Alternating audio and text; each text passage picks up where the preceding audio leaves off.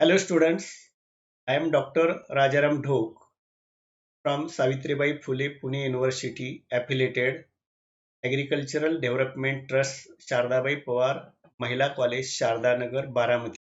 Let's start.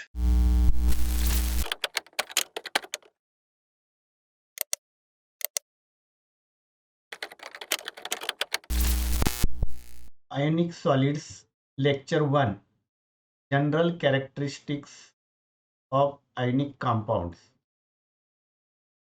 In this lecture we discuss about the general characteristic of ionic compound. So before studying the ionic compounds, we have to learn about the crystalline solid and amorphous solid. So such type of crystalline solid, amorphous solid already we have discussed in last classes. So in short, here we see about the crystalline solids and amorphous solids in short.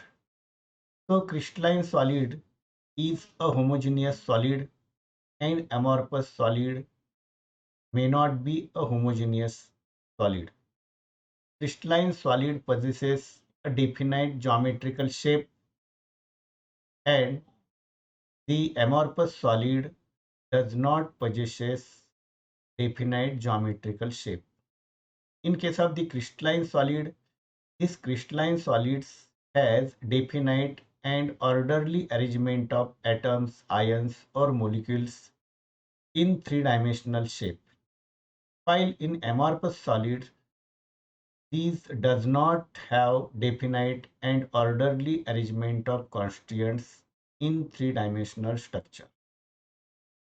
Then next difference in the amorphous and crystalline is crystalline solids has definite and orderly arrangement of constituents extends over a large distance, and such type of crystalline solids that is called as long range order solids.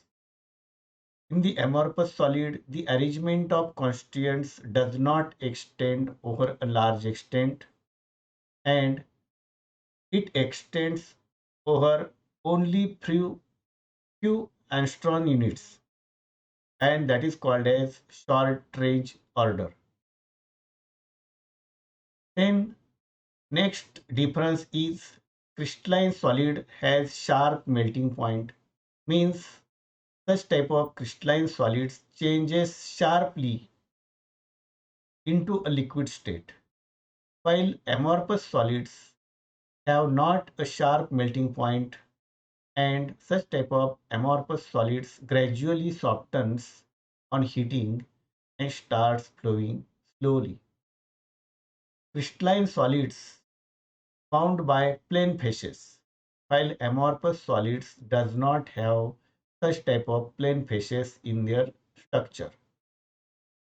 Next difference in this is this crystalline solids is anisotropic, means its physical properties are different in different directions, while amorphous solids are isotropic, means its physical properties are same in all the direction of that crystal.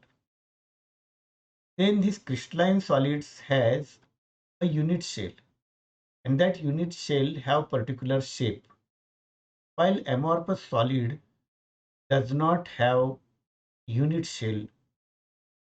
So examples of crystalline solid is salt like NaCl, KCl, sulfur, sugar, and there are so many examples.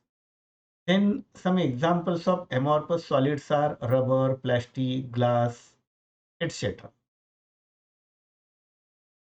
Now we see the general characteristic of ionic compound. So in the general characteristic of ionic compounds, we see the some properties of that ionic compounds. So in that first property is ionic bond. So the cations and anions in the ionic compounds are held together by electrostatic force of attraction, and that electrostatic force of attraction are non-directional. So such type of ionic bonds shows this characteristic property. Then hardness, ionic bond shows hardness.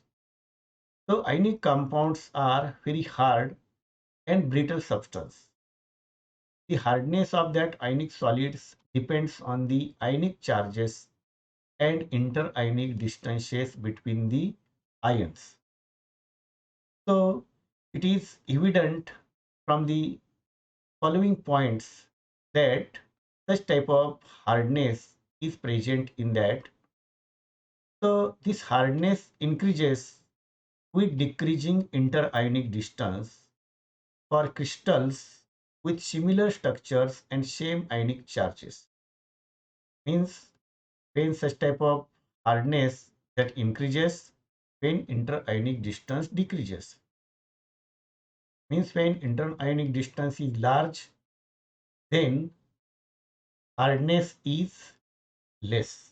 And when interionic distance is less, then hardness of such type of ionic compounds are more.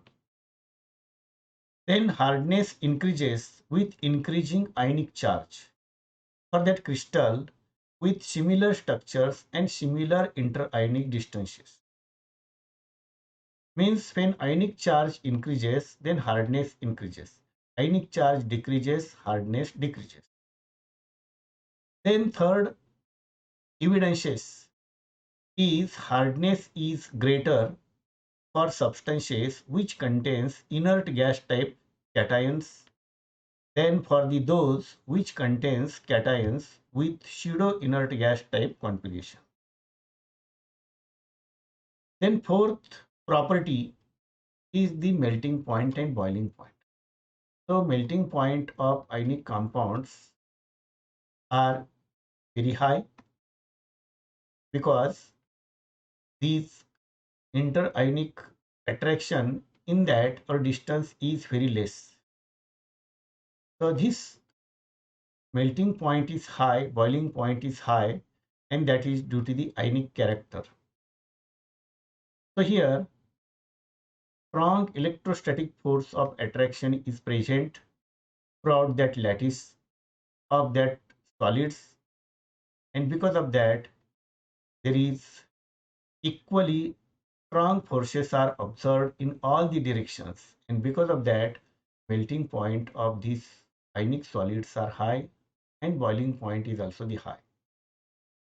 So large amount of energy is necessary to overcome these forces or break down the crystal lattice, and so lattice energy of these compounds are very high. One of the important property shown by the ionic compound is electrical conductivity. So ionic solids in solid state do not conduct any electricity because in the solid state ions are fixed and tightly bound with each other in the lattice structure, and because of that there is not free ions and there is not movement of electricity, movement of electron, and movement of electron is responsible for the electrical conductivity. However, the conductivity increases when solid is heated and it is converted into molten condition. So when solid dissolves in water, then it conducts electricity. So in molten condition or in the solution state, ions are free, and these free ions move from one point to other point, and that movement of electron is responsible for the electrical conduction.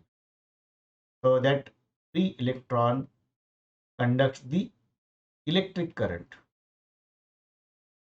Then fifth property, that is the solubility.